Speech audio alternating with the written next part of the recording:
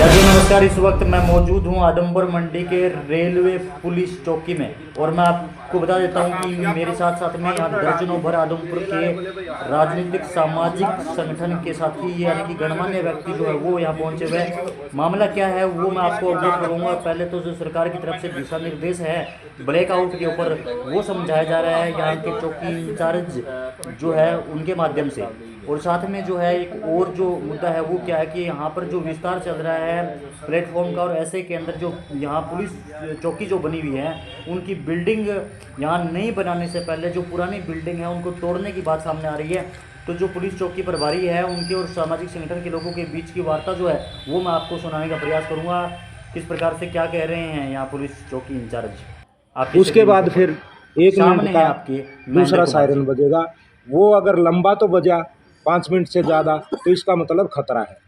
अगर वो सायरन बजा 1 मिनट तो इसका मतलब सिचुएशन पीसफुल है। सबसे पहली बात तो आप देखो, सामाजिक कार्यकर्ता हो, आप लोग समाज में रहते हो, समाज के लोगों को आप जागरूक करो कि पुलिस हर आदमी तक नहीं पहुंच सकती। आप ज़्यादा पहुंच सकते हो तो पहले इन सायरनों के बारे में बताना है भाई ऐसा होगा। उसके बाद रात को अगर कोई सायरन बजता है, मान लो कोई घर की बत्ती जल रही है, ब्लैकआउट का सरकार ने आदेश कर रखे हैं, और फिर भी अगर कोई घर की बत्ती जल रही है और सायरन बज गया रात को किसी भी समय आपको सुनाई देगा, तो उस समय आपको तुरंत सभी लाइटें घर की बंद कर देनी है। ये बात है सबसे मजबूत मतलब ज़रूरी। अगर आप लाइट क्यों रात को मान ले कोई हवाई जहाज जा रहा है या कोई ऐसा एयर से कोई हमला होने की संभावना है, तो उस संभावना से आप लाइट बंद करेंगे तो उनको पता चलेगा कि भाई यहाँ कुछ नहीं है। अगर कहीं लाइट दिखी तो वो गोला बारूद कर सकते हैं और कुछ कर सकते हैं, जान माल की हानि हो सकती है।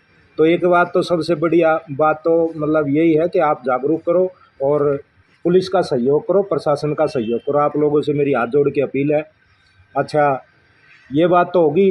दूसरी बात एक ये है कि मैं इस चौकी में पहले भी मुंशी रहा हूँ 6 से लेके 8 तक, और 2008 में जब चौकी तोड़ दी गई थी तो मैं यहाँ से गया था।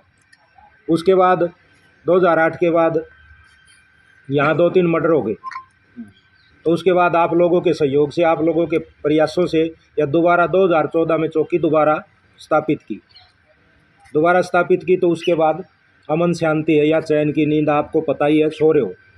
अभी क्या है, अभी रेल प्रशासन यहाँ वो अपना अमृत योजना चली हुई है, प्रधानमंत्री अमृत योजना, उसमें ये बिल्डिंग बनेगी, स्टेशन नया बनेगा सारा, उसकी ड्राइंग आ चुकी है। तो अभी ये प्लेटफार्म बना रही है और ये जो है मेन रास्ता अपना जो ये है मंडी वाला, इससे मेन रास्ता आएगा वो बंद होगा और इससे रास्ता आके यूँ जाएगा, ये क्वार्टर टूटेंगे, ये चौकी टूटेगी, सारी बता रहे टूटेगी।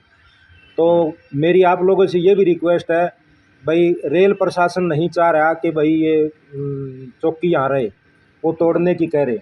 कल जेबीसी लेके आ गए थे, आज भी आए थे, लेकिन मैंने उनको मना कर दिया भाई जब तक हमारा ठिकाना नहीं बनता, हमारी चौकी नहीं बनती, मैं खाली नहीं करूँगा। इनका जबकि ये 2 क्वार्टर 3 क्वार्टर टूटने हैं, इनके बदले में पहले वह क्वार्टर तैयार कर रहे हैं। व्यापार मंडल धर्मशाला के पास आपने देखा होगा, वो तैयार हो रहे हैं। वो तैयार होने के बाद इनको वहाँ शिफ्ट करेंगे, उसके बाद ये क्वार्टर तोड़ेंगे। दूसरी बात ये, जैसे ये बाथरूम तोड़े, बाथरूम पहले परली तरफ तैयार कर दिए, तो वो मेरे पास जेसीबी लेके आगे कल, तो मैंने मना कर दिया। मैंने अफसरों से भी बात करी, हमारे मतलब एसपी साहब के भी नोटिस में डाला, डिप्टी साहब के भी नोटिस में डाला, सर ये बात है। तो मेरे अफसरों ने यही कहा भाई आप बैठे रहो। तो अभी ये दीवार, ये कमरा, ये सारी चीज़ तोड़ने की है। मेरी आप लोगों से रिक्वेस्ट है कि आप रेल प्रशासन से भी संबंध में बात करो भाई, चौकी की ठीक है, रेल को जरूरत नहीं है लेकिन हमारे को जरूरत है पुलिस की सुरक्षा के लिए। तो आप ये थोड़ा सा उनको कहो भाई ये चौकी तोड़ो, तो इनको हमारी ड्राइंग के अंदर चौकी नहीं आरपीएफ की है, तो हमारी ड्राइंग में चौकी डलवाई जाए, हमारे को अलग से चौकी बना के दी जाए, तो हम बेशक तोड़ लो, खाली कर देंगे, कोई दिक्कत नहीं। तो आप लोगों से मेरी ये 2 अपील है। इस अपील को आप मतलब एक दिल से लेके बढ़ चढ़ के इसमें काम करो ताकि लोगों का भला हो सके, लोग सुरक्षित रह सके। और मेरी अगर कहीं भी ज़रूरत है, मेरे स्टाफ की कहीं ज़रूरत है, तो मैं आधी रात में तैयार हूँ। मेरा नंबर आपके पास होगा, तो आप जब मर्जी मेरे पास फ़ोन करो, मैं विदिन 10 मिनट में आपके पास हूँगा। ठीक। और किसी प्रकार की स्टेशन पे कोई बात हो, कोई स्टेशन के एरिए में या चौकी की हदूद में कोई आपको ऐसी शिकायत लगे, कोई दिक्कत आए, तो उसको आप मेरे को बता सकते हो। अब ये दिक्कत है, मैं कोशिश करूँगा उसको दूर करने की। अगर नहीं होगी तो मैं आप लोगों के सहयोग से करूँगा। तो इन्हीं शब्दों के साथ आप सबका यहाँ पहुँचने पर बहुत बहुत धन्यवाद। अगर कोई सुझाव है, कोई बात है तो आप मेरे को दे सकते हैं। सबका धन्यवाद।